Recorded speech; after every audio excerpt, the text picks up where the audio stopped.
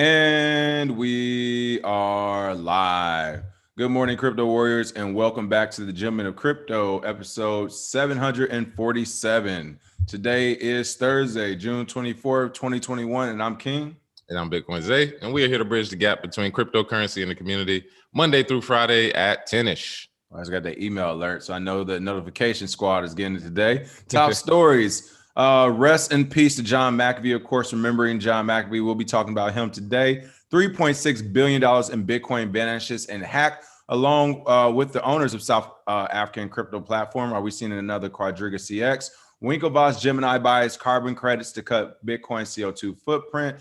And if we have time, we'll be talking about a few soft rug pulls out there. But first and foremost, Bitcoin Zay, what's going on with the price today? Oh, yeah. So looking at our prices for today, Bitcoin's at $33,899, down 0.6%. Ethereum at $1,959, down 2% today. Binance Coin at $303 is up 0.79%. Cardano at $135 is up 5.3%. Dogecoin at 23 cents is up 0.5% today. XRP at 64 cents, up 0.5% as well. 1607 is down 1.4%. And last but not least, Uniswap at 1735 is down 4.1%. So again, we saw a huge push up. It may be a dead cat bounce after we saw a lot of sideways movement, but a big push yesterday, 25% for most coins. Today looked like we was going back sideways. So you don't want to panic at this point. Again, like we've always said, this is the best time to accumulate when it's quiet, when nobody's talking about it. So don't panic and keep stacking. Yeah, I was actually going to mention, is everyone buying the dip on Dogecoin? I couldn't say with a straight face. I thought I'd be able to get through it. I couldn't do it, Zay. I almost had it. Are you all buying the dip on Dogecoin? Please call us Friday and tell us about the dip you're buying.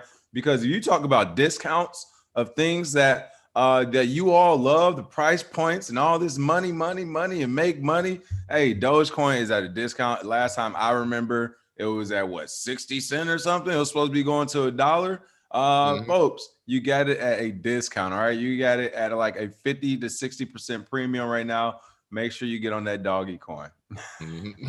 Those are jokes for anybody who's new. Actually believe in it. If you actually believe in it. Yeah. It's like, let me make sure we say they're jokes. All right, hey, top story of the day. We have to talk about it. Heartbreaking news coming in yesterday. John McAfee has passed at 75 years old, computer programmer and crypto evangelist, dead at 75. As you can see this, many may remember McAfee for being unapologetically outspoken for his thoughts on government overreach and for being a unique character in the crypto space. Again, essentially, for those who don't know what happened, according to a report from a Spanish international news agency, EFE, John McAfee was found dead in his prison cell at the Bryans 2 Penitentiary Center on Wednesday. Born in 1945, McAfee founded a software company, McAfee Associates, in the early 40s. We actually had him on the show. He talked about how he worked at NASA. Of course, he created one of the most well-known antivirus software programs you can see here. And he resigned from that company in 1994, where he created another software firm, Tribal Voice. You can read more about this here on his on this Cointelegraph. But of course, we talk about him because of all the noise he made here in the crypto space. Most notably, back in 2017, as you see here, the main two things he said that Bitcoin doesn't, or once Bitcoin reaches the price of $1 million, or if it doesn't reaches the price of $1 million by 2021, he will chop his penis off. And that what else did he say? Bitcoin said, eat it on national television.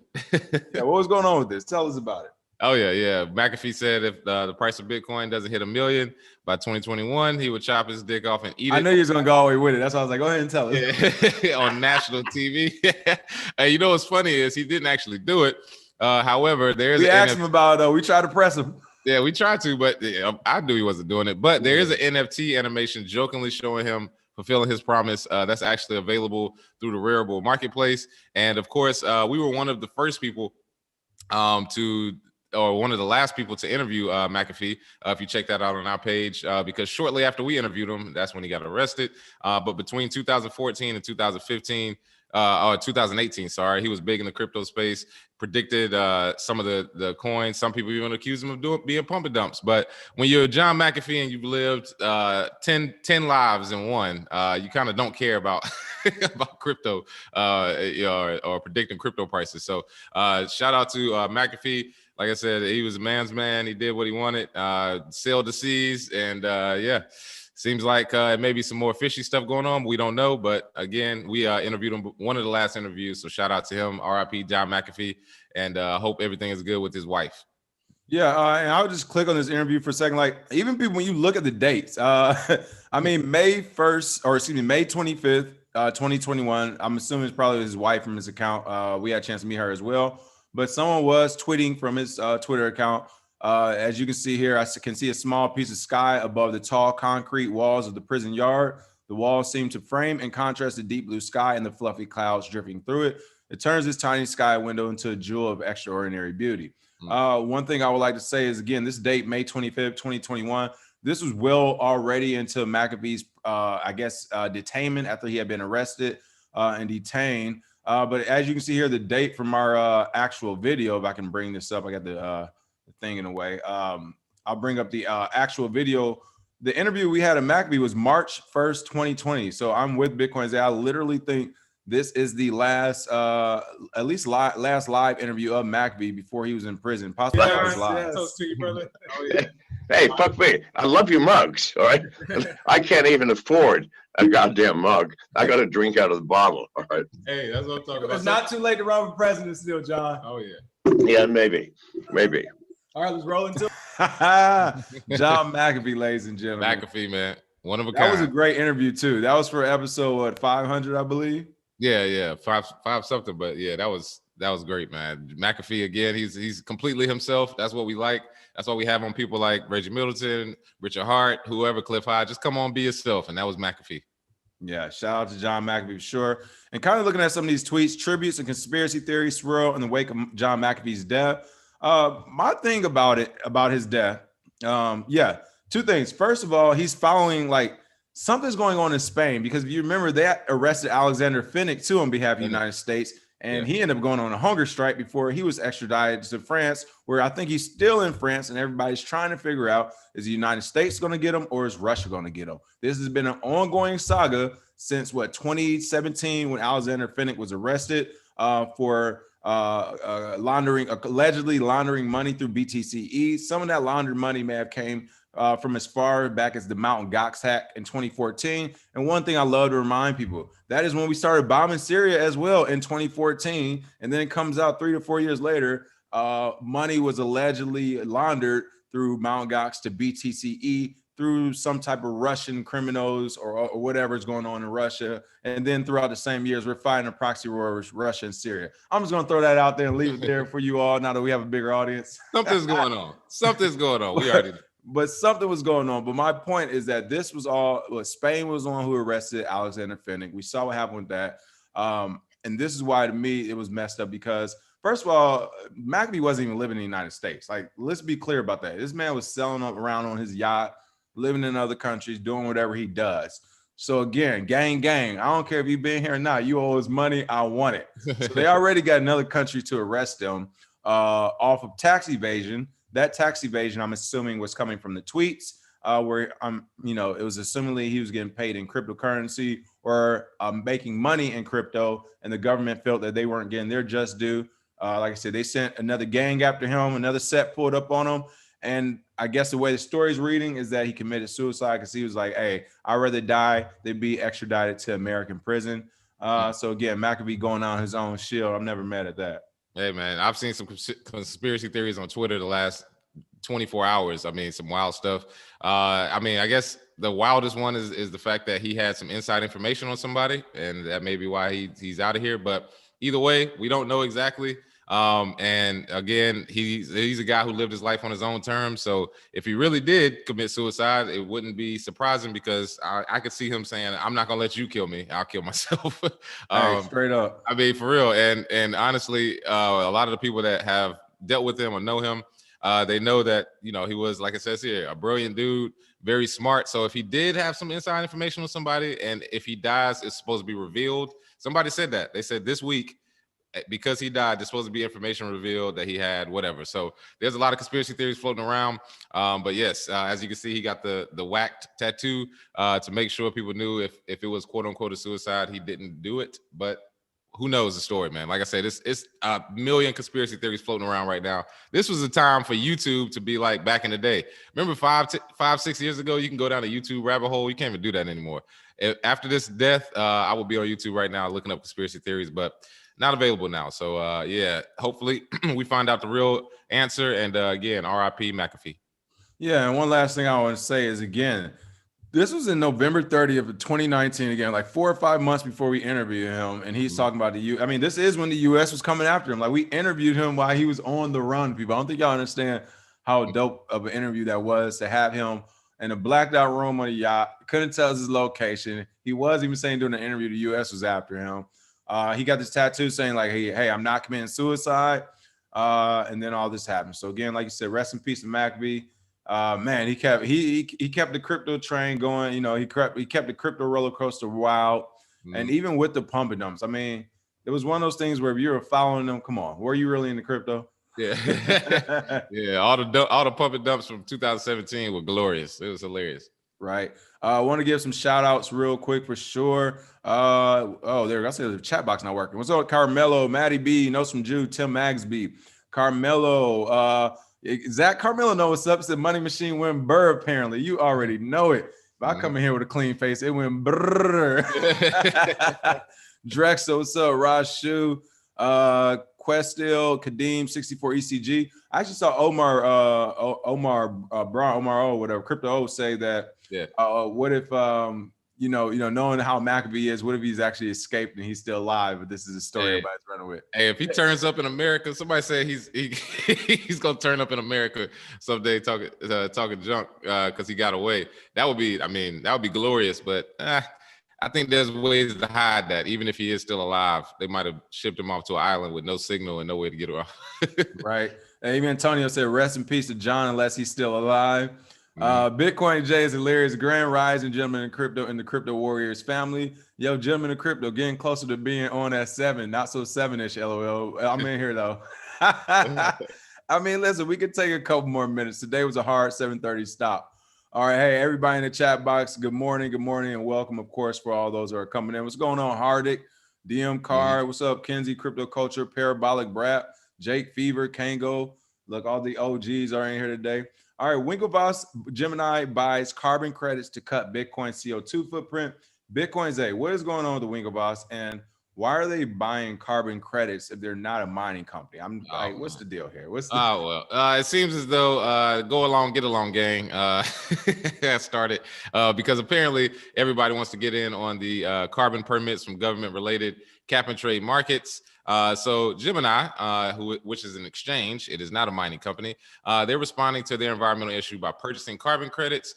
They have a long-term initiative to incorporate climate-conscious measures into its business, launching a collaboration with Climate Vault, which is a nonprofit founded out of the University of Chicago. So through the initiative, they plan to purchase carbon credits for nearly 350,000 metric tons of carbon to offset the non-renewable energy consumed by Bitcoin miners and to help decarbonize Bitcoin on the Bitcoin network. So I believe this is more virtue signaling than it is actually trying to get the environment solved, because again, we know 75% of Bitcoin mining uses renewable energy, moving closer and closer to 100%. And I think that they just want to stay in the good graces of the government by purchasing these credits. I think we'll see more companies do this as the pressure mounts for there to be environmentally friendly Bitcoin mining. But again, Climate Vault is the company. They are 501c3, and they'll be working with Gemini. There it is. Yeah, it's interesting, and I love this about Cointelegraph right here. I mean, to me, this solves the entire energy debate when it comes to Bitcoin. This photo, it blows the B out of two smokestacks, of course, metaphorically signaling that, hey, it's actually the pollution and all the bad energies being caused by the old industrial ways that we have. I mean, people buying Henry Ford damn near burned the ozone layer down. Like, what are you talking about? Yeah. Like, Detroit is permanently gray. For those who've never been, go to Detroit any time of year. Like, we're lucky when we have a blue day. It is gray 24/7. So it was gray before Bitcoin came out. If anything, it's going to be less gray now that Bitcoin is out. But This was causes the energy crisis and consumption right here. Industrial power plants, not Bitcoin mining. So again, that's such a non-defunct thing to talk about. Yeah, go along, get along, gang. Shout out to Kwame Brown. That describes way more than just the people he talking about. Right. All these exchanges gonna do it. They're gonna do it at some point. Hankelwitz said 100% virtual signaling. Isn't it? It's crazy. Movado said carbon credits or a joke. You can pollute the air as long as you pay for it here, right? I mean, hey, same thing, right? You can pollute the air as long as you pay for it. It's crazy. Yeah, exactly. I mean, as long as you got that money, they don't care what you're doing with it. As long as you pay the tax. Hey, just like you all should pay that like tax. They pay that carbon tax. There it is. Hilarious. I can't even say it. Kadeem said, talking about McAfee, he's with Pop and the dude from Quadriga CX hack. And we were just talking about the Quadriga CX. For those who don't know about Quadriga, it was a Canadian crypto exchange.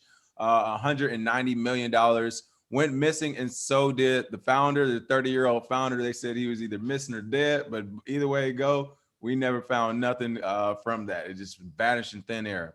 Mm-hmm. And that's actually a great segue as our next story talks about $3.6 billion in Bitcoin vanishing in a hack, along with owners of South African crypto platform. It happens all the time, people. Stop leaving your money on these platforms. Like we cannot say this enough. When people always say, what's the best exchange you use? The only reason we're telling you that answer is in hopes of you onboarding or offboarding your crypto to fiat or fiat to crypto, not that you're actually using it as a wallet itself. Again, billions worth of Bitcoin has reportedly vanished along with the operators of South African crypto firm AppyCrypt. That sounded like a scam. Is it a scam or a hack? Bitcoin Zay, you tell us. Oh, yeah. So AffriCrypt was founded in 2019, operated by two brothers, Amir and Raiz Kaji. They reportedly had 54 billion rands worth of Bitcoin, or $3.6 billion at the time, when it sent a message to investors on April 13th claiming the platform had been hacked. The firm said it will halt operations while it began the process of attempting to retrieve stolen funds and compromise information. And according to the documents, they claim that AffriCrypt employees lost access to the backend platforms 7 days before the alleged hack. So they apparently lost the private keys. How do you lose private keys to $3.6 billion of an exchange? You don't. You just you steal it and you run away. I'm pretty sure that's what these two brothers did. This is pretty sure this is an exit scam. And again, these two brothers in South Africa, I'm pretty sure they just took the money and ran. This is another Quadriga CX, it seems. And supposedly, if you lose, this is the thing, as an exchange, you shouldn't have the keys in the hands of one or two people. Like it should be safe enough to the point where those keys should be accessed by anybody who needs it in the case of an emergency. So this was either they were in on it or they were incompetent, but either way, I wouldn't want anything to do with them. So 3.6 billion vanishes just like that. No keys, no cheese, people. There's a reason why we say it, because this happens all the time. And it's not just in America, as you see here, it's also in South Africa, other countries as well. They had the, OneCoin Ponzi? Yeah, OneCoin. I mean, we had USI Tech, we had BitConnect, we've had Quadriga CX. We've had a lot of rug pulls and DeFi. I mean, it's all over the place. So remember, no keys, no cheese. Get it up off of there. Yeah, and it even says here that they're offering returns of up to 10% daily. Again, people, the greed got over people. Like we've seen it in this way. We saw it in 2017. People calling us, hey, how can I make 30% in 2 weeks? And it's like, bro, if you do make it, that's a good thing. Like it can happen. Relax, calm down. It won't be the only time to make 30%. But also you shouldn't be expecting it. Like it does happen, people, of course. Like you can make 300% in a 2-3 week period here if you really do your homework and look for some of these dumpster dive, go dumpster dive in some of these small market cap coins. But again, it doesn't mean that it's an actual good project. Like it's something wrong with it when it's happening like that. So it's crazy to see that this guy was even gained 69,000 Bitcoin from guaranteeing people 10% a day. To me, like they paid a heavy tax. They paid their tutorial. He guaranteed people 10% daily, and he was able to get 69,000 Bitcoin. All is right in crypto to me. So with that being said, what's crazy, the craziest thing about it is even Bloomberg is saying that, hey, this may be the biggest exit scam in the history of crypto, if it turns out to be right, or exit scam period. And again, why I do not agree with exit scams, I think this is wrong. I will say, if you're going to exit scam, that's how you motherfucking do it. You take $2.2 billion and you say, come and get me. Yeah, you're gonna see those coins moving through a coin joint pretty soon, or to some mixers pretty soon. No, seriously, I think honestly, I think the world's getting too small. An amount that much money, it's going to be tough to stay hidden. I think it'll be tough to stay hidden. But then again, Quadriga CX was like a 10% of that, and they were able to stay hidden. So I might have to take that one back. We'll see. All right, it looks like we do have time for it. We'll cover this for a quick couple of seconds only because Bitcoin's they mentioned it. It's kind of like the hacks and scams we always want you to watch out for. Beware of soft rugs, a growing menace in decentralized finance. It says it all at the top. Developers dumping tokens and making off with the proceeds is the latest scourge to plague DeFi. This exact thing again happened in 2017 with ICOs. Everyone had the new best next thing. I mean, we didn't even get into talking about how many ICOs literally rug pulled and exit scam before the project even launched. Like it's like two more weeks of the project for 14 days. The next day, 13 days. The next day, the whole website is going, wait, what? So again, people, this is the newest thing they want you to watch out for. We're all talking about these yield farms, all this money that's going around in DeFi. But again, as it says here, a related malfeasance to plague the emerging financial landscape is a soft rug, which is when a project's founders simply dump their own tokens and exit the venture instead of taking control of users' assets. This is kind of like what we talked about with some of these growing popular coins like Shiba, when they gave Vitalik Buterin a bunch of coins. Now, his wasn't necessarily a soft rug because he wasn't a founder and the coins were gifted to him. But essentially, when he gave those coins away to charity, or when he decided to do whatever he wanted to do, burn those tokens or whatever, that is essentially the same as dumping those tokens, exiting the venture, instead of taking control of all those different users' assets which people actually wanted him to do, as they gave him 50% of the project, but he decided not to do. So again, be careful out there in that DeFi space. It's getting crazy. You can actually see here, this is about Polywhale. Polywhale's finance founders were accused of pulling a soft rug by selling their tokens during the latest crypto market price collapse. The project's native token Krill has collapsed to 17 cents from a high of $7 beginning of this month.